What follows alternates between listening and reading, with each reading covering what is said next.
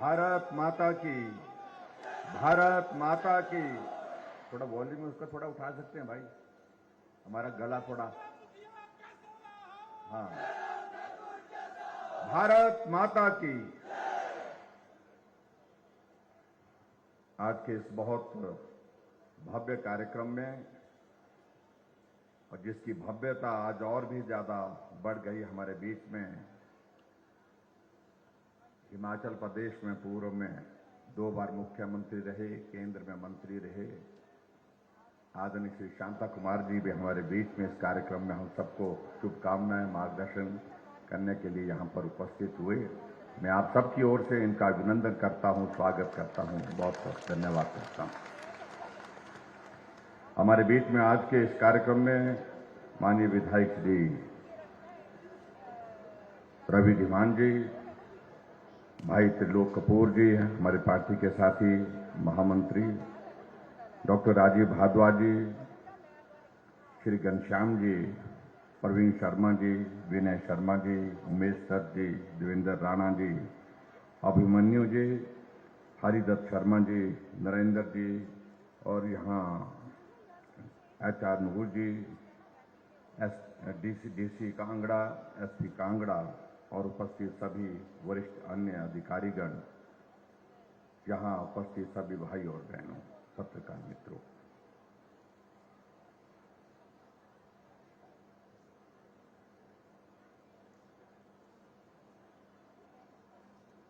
आज फिर से आप सबके बीच में यहाँ पालमपुर में आना हुआ है। ये पालमपुर विधानसभा क्षेत्र राजनीतिक दृष्टि से भी अपना एक अलग महत्व रखता है, अपनी सुंदरता के लिए भी एक अलग पहचान रखता है।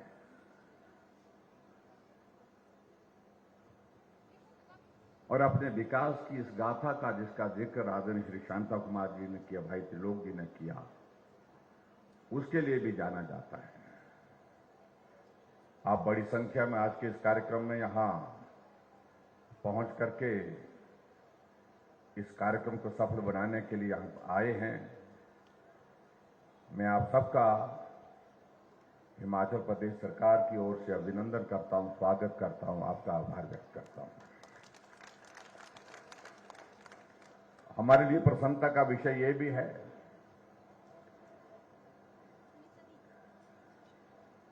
इस विधानसभा क्षेत्र का प्रतिनिधित्व कर चुके आदरणीय श्री शांता कुमार जी उम्र के एक पड़ाव पर हैं, लेकिन फिर भी सक्रिय हो करके आप सबके बीच में आप सबका हौसला बढ़ाने के लिए, आप सबको शुभकामनाएं देने के लिए हमारे बीच में मौजूद हैं।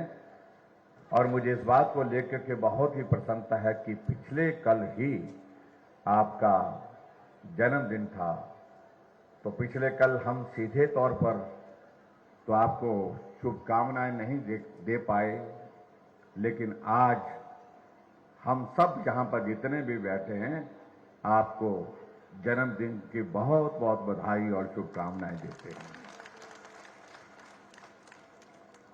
आप लंबी आयु तक हम सबका मार्गदर्शन करते रहें, आप स्वस्थ रहें, ये हम सबकी कामना है। और मैं इस बात को कह सकता हूं, 88 पूरे होने के बाद 89 वर्ष का प्रवेश किया आपने, लेकिन इस आयु में भी जो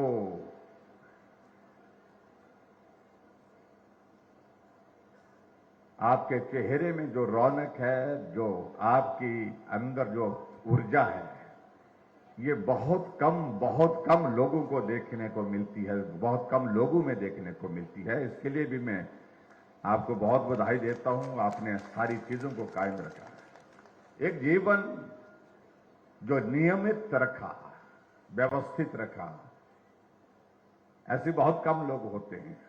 आदरणीय श्री शांता कुमार जी ने इस काम को बहुत बेहतर ढंग से किया है। भाई और बहनों, आज का ये कार्यक्रम अलग तरह का कार्यक्रम है। जहां देश की यात्रा के स्वतंत्रता के पश्चात 75 वर्ष का कालखंड पूरा हुआ, पूरा देश आज अमृत महोत्सव मना रहा है। वहां हिमाचल प्रदेश का एक सौभाग्य है कि हम भी अपने गठन के 75 वर्ष पूर्ण कर चुके हैं और इसलिए हिमाचल भी आजकल पूरे प्रदेश भर में अलग अलग कार्यक्रमों का आयोजन कर रहा है। आदरणीय प्रधानमंत्री नरेंद्र मोदी जी का एक विजन है, काम करने का तरीका है और उन्होंने पूरे देश भर में अमृत महोत्सव के लिए कार्यक्रमों की एक रूपरेखा तय की और उस रूपरेखा के अंतर्गत भारत ने इस यात्रा में क्या सीखा, भारत ने इस यात्रा में क्या पाया, भारत ने इस यात्रा में क्या खोया, इन सारी तमाम बातों को लेकर के उन्होंने पूरे देश के नहीं पूरे विश्व के सामने भारत के इतिहास को फिर से एक बार जो है वो जीवित किया है, मन मस्तिष्क में सबके उसको जो है लाने का प्रयास किया है। अभी 15 अगस्त का कार्यक्रम था और 15 अगस्त के उस कार्यक्रम में मैं देख रहा था, उस कार्यक्रम की भी भव्यता हो, अलग तरह का कार्यक्रम हो, ये एक भाव था उनके मन में, उनके दिल में। उनका हर साल हम तिरंगा फहराते हैं, रस्म अदा करते हैं, लेकिन अब की बार 75 वर्षों का ये दौर हमको अलग तरह से मनाना चाहिए और उन्हें देश के सभी लोगों से इस बात के लिए आह्वान किया कि देश का हर नागरिक अपने घर में तिरंगा फहराएगा और एक नारा दिया, हर घर तिरंगा, घर घर तिरंगा, और उस काम के लिए पूरा देश अपने आप आगे बढ़ करके जुट गया, लग गया। और आज में मैं देख रहा हूं हिमाचल प्रदेश में जब हम सड़कों से निकलते हैं, गुजरते हैं शहर के बीच में से, गांव के बीच में, छोटी छोटी चाय की दुकान, ढाबा है, रेस्टोरेंट है, किराने की दुकान है, लेकिन सामने तिरंगा झंडा लगा है। ये पहली बार पूरे देश भर में इस प्रकार का एक माहौल देखा, एक वातावरण देखा। हिमाचल प्रदेश की इस यात्रा के 75 वर्ष का यह दौर पूरा होने पर हमने भी सोचा था कि बहुत सारे कार्यक्रमों का आयोजन करें, लेकिन वह संभव इसलिए नहीं हो पाया क्योंकि हम चुनाव के बहुत करीब आ गए। फिर वो विचार करने के बाद जो बहुत सारे कार्यक्रमों की श्रृंखला हमने बना करके तैयार की थी, उसमें से क्या किया जा सकता है, तो सब साथियों के साथ चर्चा करने के बाद एक निर्णय हुआ कि हिमाचल की इस यात्रा में हिमाचल के सभी भाई बहनों का एक बहुत बड़ा योगदान रहा है। एक मजदूरी करने वाले मजदूर का योगदान रहा है, एक किसान का अपना योगदान रहा, एक बागवान का अपना योगदान रहा, एक कर्मचारी का अपना योगदान रहा, एक अधिकारी का अपना योगदान रहा है, एक नौजवान का अपना योगदान रहा, एक बुजुर्ग का अपना योगदान रहा है, सभी माताओं बहनों का अपना योगदान रहा है। इसलिए पूरे प्रदेश भर में कम से कम उस योगदान के लिए उनको बधाई देनी चाहिए, उनका धन्यवाद करना चाहिए और आने वाले समय की इस यात्रा जो हमारे जो आगे की है, जो हमारे भविष्य को और उज्जवल बनाएगी हिमाचल प्रदेश में, उस यात्रा के लिए उनका आशीर्वाद लेकर के हमको अपनी बात कहने के लिए निकलना चाहिए। इसलिए भाई और बहनों, आज आपके पालमपुर में इसी काम के लिए आया हो। आप सबका भी अभिनंदन करता हूं, आप सबका भी बहुत बहुत धन्यवाद करता हूं। हिमाचल की इस यात्रा में आप सब लोगों का कदम से कदम मिला करके सहयोग रहा है, समर्थन रहा है, तब जाकर के हम यहां पहुंचे। हमारे आने से पहले आपने यहां पर देखा होगा कि हमने एक डॉक्यूमेंट्री बनाई है और उस डॉक्यूमेंट्री में आज से पहले जो हिमाचल प्रदेश का जो नेतृत्व रहा है, उस नेतृत्व का भी उसमें जिक्र है। चाहे हिमाचल प्रदेश के निर्माता के नाते डॉक्टर यशवंत सिंह परमार जी का जिक्र करें, चाहे हिमाचल प्रदेश में मुख्यमंत्री के तौर पर ठाकुर रामलाल जी कुछ वक्त के लिए रहे, उनका जिक्र करें। आदरणीय श्री शांता कुमार जी ने हिमाचल प्रदेश में 2 बार मुख्यमंत्री रह करके प्रदेश को एक नई दिशा दी। श्री वीरभद्र सिंह हिमाचल प्रदेश में लंबे समय तक मुख्यमंत्री रहे, उनका भी योगदान रहा। श्री प्रेम कुमार धूमल जी का भी बतौर मुख्यमंत्री 2 कार्यकाल का अपना योगदान रहा, इसलिए पूरे नेतृत्व का भी धन्यवाद किया हमने। लेकिन इसके साथ साथ में मुझे लगा कि हमारी बात अधूरी रह जाएगी।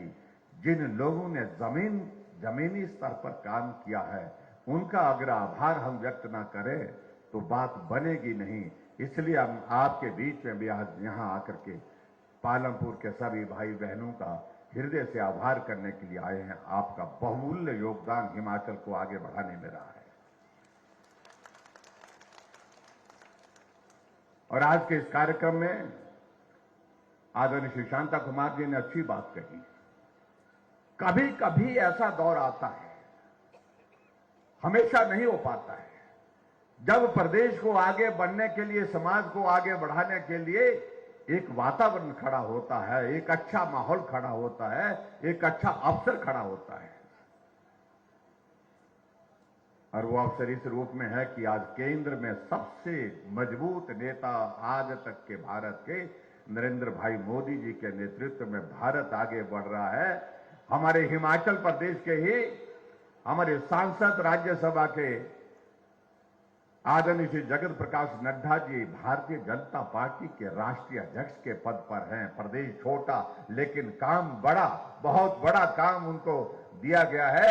और उसी तरह से अनुराग ठाकुर जी केंद्र में मंत्री और हिमाचल प्रदेश में भारतीय जनता पार्टी की सरकार, हम सब मिलकर के इस प्रकार का सौभाग्यशाली अपने आप को मानते हैं कि ऐसा अवसर हिमाचल के इतिहास में बहुत कम देखने को मिला है।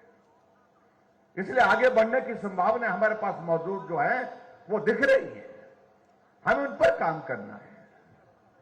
आप कल्पना करो, जब हिमाचल प्रदेश का गठन हुआ था उस वक्त हिमाचल प्रदेश की साक्षरता दर जो है वो 4.8 थी। आज हिमाचल प्रदेश की साक्षरता दर जाकर के 90 से पार हो गई, 90% से पार हो गई है। और महिलाओं का साक्षरता दर तो जब हिमाचल बना उस वक्त 2% थी, यानी कि 100 में से 2 महिलाएं पढ़ी लिखी होती थी। हम सबको तो वो सौभाग्य देखने का नहीं मिला जब हिमाचल प्रदेश का गठन हुआ। और मैं यहां पंडाल में देखने की कोशिश कर रहा था, एक कोने से दूसरे कोने तक, और मंच पर भी मैं देखने की कोशिश कर रहा था। मुझे लगा हमारे बीच में श्री शांता कुमार जी या 1-2 लोग कोई और होंगे जिन्होंने इस हिमाचल प्रदेश को अपनी आंखों के सामने बनते देखा, जिन्होंने अपनी आंखों के सामने बन करके हिमाचल प्रदेश को आगे बढ़ाने के लिए अपने योगदान की शुरुआत की। बाकी सबके सब यहां पर हम जो पंडाल में बैठे हैं, हम तब इस दुनिया में आए जब हिमाचल प्रदेश बन चुका था। आगे की यात्रा में हम साथ में शरीक जरूर हुए। तो ये मुझे लगता है कि एक बहुत बड़ी बात है। अब जब हिमाचल प्रदेश बना था उस वक्त 228 किलोमीटर सड़कें हिमाचल प्रदेश में थी, और आज हिमाचल प्रदेश में 39,500 किलोमीटर सड़कें हैं। और जिसमें सबसे बड़ा योगदान सड़कों के निर्माण के लिए अगर किसी का रहा है, और योगदान रहा है पूरा प्रधानमंत्री श्री अटल बिहारी वाजपेयी जी का, जिन्होंने प्रधानमंत्री ग्राम सड़क योजना की शुरुआत की। हम एहसान चुकता नहीं कर सकते उनका। 39,500 किलोमीटर में से लगभग 20,000 किलोमीटर सड़कों की लंबाई सिर्फ प्रधानमंत्री ग्राम सड़क योजना के माध्यम से बनी है, जिस योजना को हमारे अटल बिहारी वाजपेयी जी ने जब प्रधानमंत्री थे उन्होंने जब शुरू किया था। 60,000 करोड़ रुपए की लागत से पूरे देश के लिए उस योजना की शुरुआत हुई थी। और आज हिमाचल प्रदेश में पहाड़ी इलाके में भी हम देखते हैं कि पीठ का बोझ उतारने में हम सफल हुए। इसके लिए अटल जी का भी हम अभिनंदन करते हैं, उनके इस योगदान को कभी भूल नहीं सकते हैं। भाई और बहनों, बातें तो बहुत हैं, बहुत बातों का हम जिक्र कर सकते हैं, मैं लंबी बात नहीं करूंगा। हिमाचल प्रदेश में हमारी सरकार का 5 वर्ष का कार्यकाल पूरा होने जा रहा है। इस काम के लिए मैं नया था। हालांकि हिमाचल प्रदेश की विधानसभा के अंदर मुझे 25 वर्ष हुए, लेकिन यह काम नया था।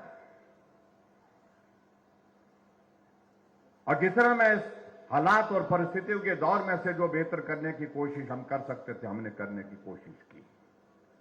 लेकिन ये भी आपको मानना पड़ेगा, ये कार्यकाल हमारा सामान्य परिस्थितियों का कार्यकाल नहीं रहा। यह अलग तरह की परिस्थितियों का दौर रहा। कहने के लिए हम 5 वर्ष कह रहे हैं, लेकिन सही मायने में जमीन पर काम करने का अवसर मात्र हमको 3 वर्ष मिला। 2 वर्ष हमारा कोविड के नाम पर चला गया।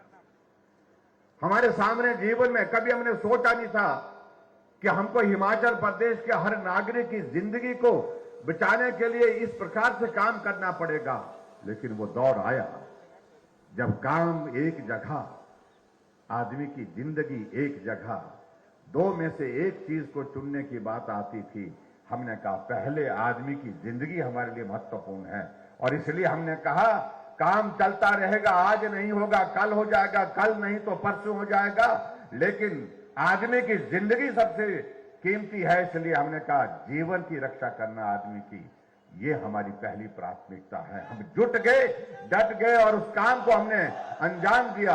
और आज मुझे इस बात की खुशी है कि आज हम उस दौर में से बाहर निकले। हजारों की संख्या में इस कार्यक्रम में यहां पर शरीक होकर के इस बात का संदेश जाता है कि हम और आप सब लोग उस खौफ के दौर से निकल करके बाहर आ गए। और इसके लिए सबसे बड़ा अगर श्रेय जाता है, आपका श्रेय तो जाता, आपको तो जाता ही है, लेकिन हमारे देश के यशस्वी प्रधानमंत्री नरेंद्र मोदी जी को जाता है, जिन्होंने हौसला दिया, हिम्मत दी कि आप डरिए मत, हम इस दौर से बाहर निकलेंगे। और देश के साइंटिस्ट को कहा कि अगर दवा इस बीमारी के लिए नहीं है तो जिंदगी को बचाने का रास्ता क्या है। तो उन्होंने कहा कि जिंदगी को बचाने का रास्ता एकमात्र है कि वैक्सीन बनानी पड़ेगी। तो उन्होंने कहा तो देर किस बात की, आप जल्दी करिए, जितना जल्दी कर सकते हैं करिए, और जो सहयोग की आवश्यकता सरकार की ओर से है वो सहयोग हम देने के लिए तैयार हैं। साइंटिस्ट रात दिन जुट गए और उसके पश्चात वैक्सीन बन करके तैयार हुई।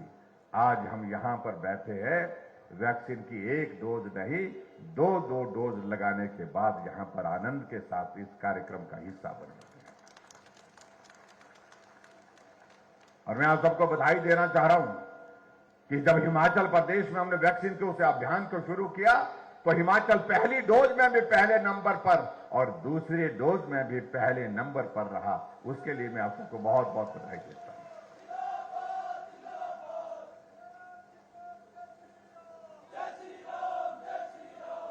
जब हम इस बात की घोषणा करने जा रहे थे कि हमने वैक्सीन का अभियान पूरा कर लिया, मैंने अधिकारियों की बैठक की, अधिकारियों की बैठक में मैंने कहा कि कोई गांव छूट तो नहीं गया। गांव ने संकोच के कारण कहा कि अभी तक 2 गांव रह गए। हमने कहा गांव रह गए तो हम कैसे घोषणा करें कि हिमाचल प्रदेश में हमारी वैक्सीन पहली डोज की पूरी हो गई। बोलते जी वहां जाना आना बहुत कठिन है। तो हमने कहा कौन कौन से गांव, तो एक गांव आपका कांगड़ा जिला का ही बड़ा बंगाल रह गया था, और दूसरा गांव कुल्लू जिला का मलाना रह गया था। हमने कहा तो वहां जाने आने का इंतजाम करते हैं। हमने डिप्टी कमिश्नर से बात की और उन्होंने पूरी हेल्थ की, हमारी डॉक्टर की और सारी नर्सेस की टीम को तैयार किया। हमने कहा जितने भी लोग वहां पर बड़ा बंगाल में है, हेलीकॉप्टर में दवाई डालो, वैक्सीन डालो और जा करके वहीं उनकी वैक्सीन करके आइए।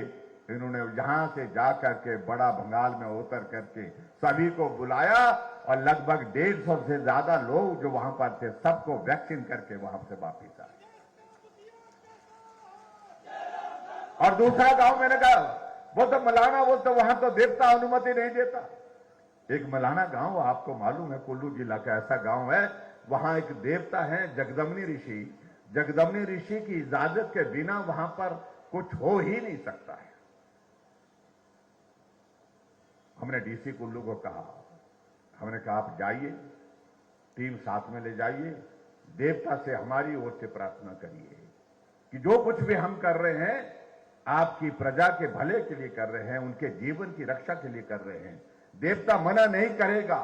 आप जाकर के एक बार देखिए, सारा प्रशासन पैदल जाकर के मलाना के गांव में पहुंचा और मलाना के गांव में देवता के वहां पर उनका आशीर्वाद लेकर के उनसे इस बात के लिए निवेदन किया कि हम आपकी ही प्रजा की रक्षा करने के लिए यहां पर उपस्थित हैं।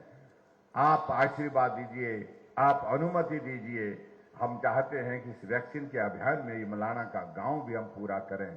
देवता ने अनुमति दी, 2600 लोग वहां पर मलाना के गांव में जिनको वैक्सीन नहीं लगी थी, वही टीम जाकर के वैक्सीन गांव में लगा करके आई। इस प्रकार से इस अभियान को पूरा किया जो कोई सोच नहीं सकते थे हम। लेकिन फिर भी भाई और बहनों, इतनी कठिन परिस्थिति में दूसरा काम हिमाचल के विकास का था हमारे सामने, और उसके लिए भी हमने कहा कि ये काम भी रुकना नहीं चाहिए। और हिमाचल प्रदेश में हर क्षेत्र में डेवलपमेंट, हर क्षेत्र में विकास। अगर आज मैं आपके पालमपुर विधानसभा क्षेत्र में भी आया हूं, यहां 15 उद्घाटन की पट्टिकाएं सामने लगी हैं और 2 शिलान्यास की लगी है। कुल 17 उद्घाटन और शिलान्यास यहां पर हुए हैं और 42 करोड़ रुपए के उद्घाटन और शिलान्यास आज के दिन यहां पर एक स्थान पर एक समय पर हुए।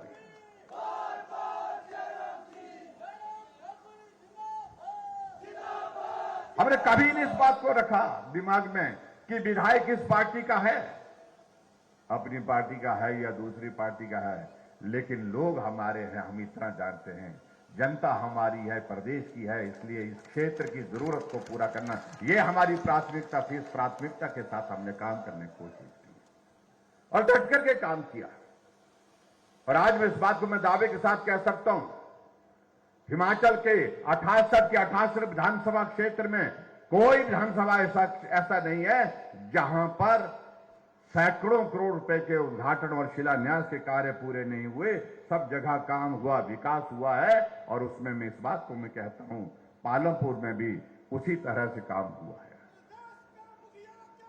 अगर हम इस बात का हम जिक्र करें, पूर्व में सरकार रही, जो पूर्व में सरकार जिसका 5 साल का कार्यकाल जो रहा, अगर इस पालमपुर विधानसभा क्षेत्र में अगर पीडब्ल्यू डिपार्टमेंट की अगर मैं बात कहूं, उन्होंने 5 वर्षों में 85 करोड़ रुपए खर्चा और हमने इस विधानसभा क्षेत्र में 160 करोड़ रुपए के करीब पैसा खर्चा है।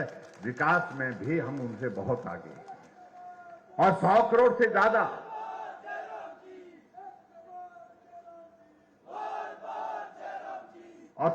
से ज्यादा जो है वो आईपीएच में, जो हमारा जल शक्ति मंत्रालय है, उसमें जो हमने इस क्षेत्र के विकास के लिए पैसा खर्च किया है। इन सारी बातों में अगर हम जाएंगे तो बहुत वक्त लगेगा, मैं उन सारी बातों में जाना भी नहीं चाहता हूं।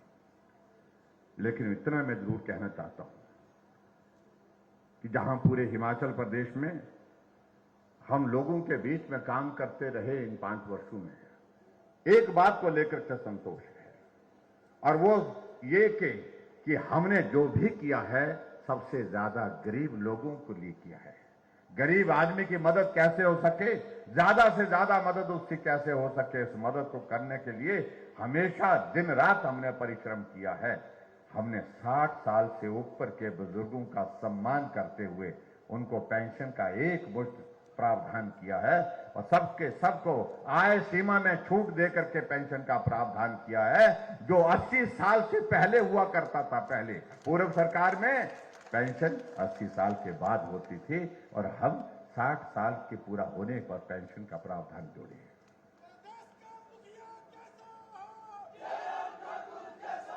और वो लोग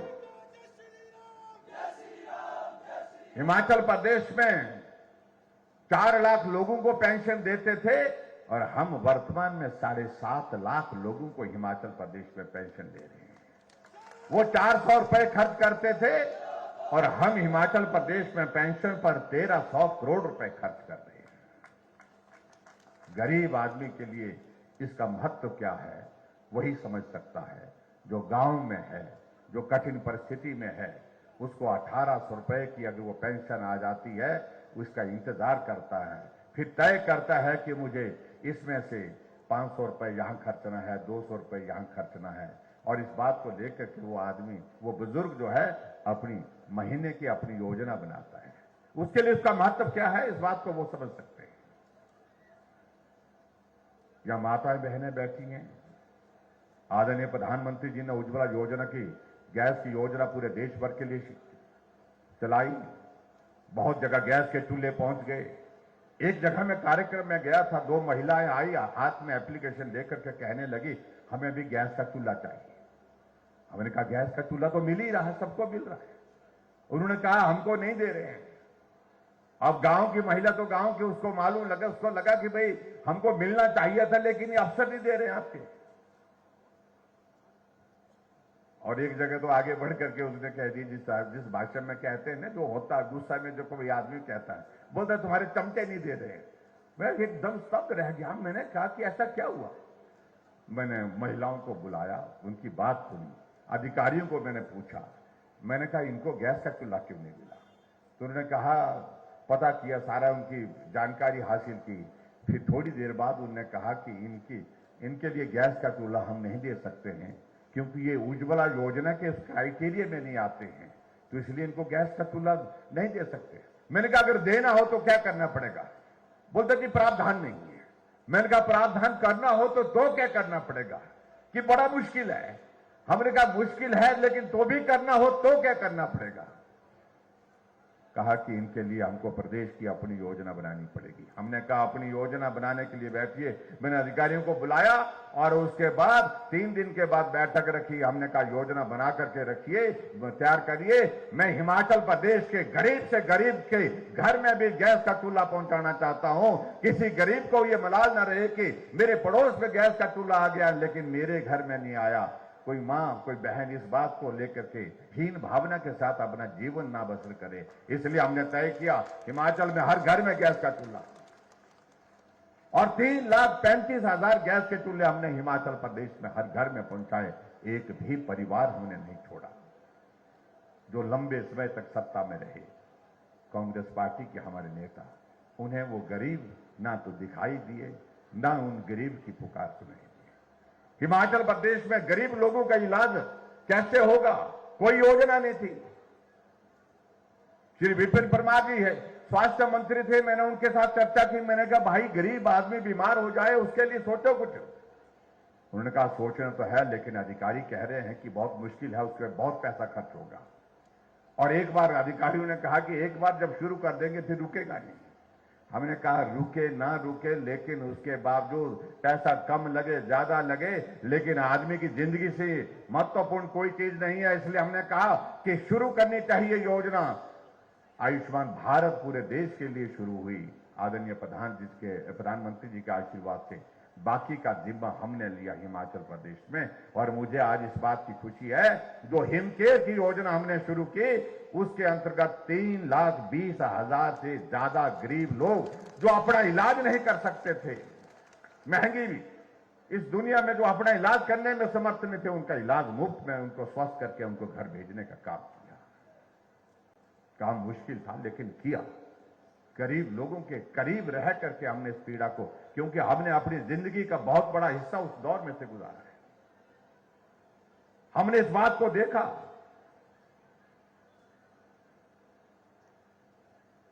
क्योंकि मैंने खुद इस बात को महसूस किया जब मैं छोटा था, पढ़ता था। मेरी मां को बहुत गंभीर हालत में हॉस्पिटल ले जाना पड़ा। डॉक्टर ने कहा कि ऑपरेशन होना है, और ऑपरेशन होने के लिए डॉक्टर ने कहा कि थोड़ा लंबा चलेगा ट्रीटमेंट, लेकिन इलाज इसका ऑपरेशन के सिवाय कोई नहीं है। तो मैंने अपनी आंखों के सामने देखे अपने सगे संबंधी जो है वो सहयोग देते हुए, पैसा देते हुए मंडी पहुंचाया, हॉस्पिटल में उनको एडमिट किया। एडमिट करने के बाद ऑपरेशन